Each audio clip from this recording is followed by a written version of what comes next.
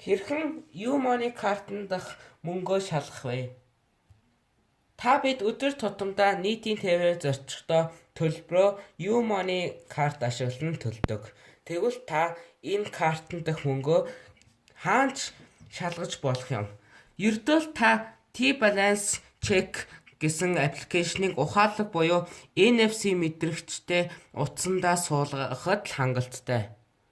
Play Store-оос T-Balance Check гэж хайгаад энэ аппликейшнийг татах хэрэгтэй. Мөн та утасныхаа NFC тохиргоог асаасан байх ёстой.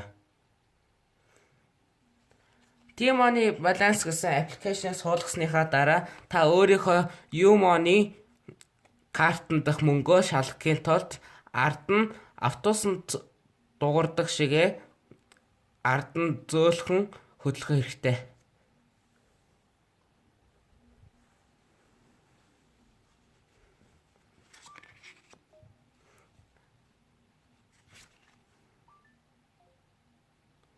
Ингээд таны U-Money картны дах мөнгийг харуулж байна.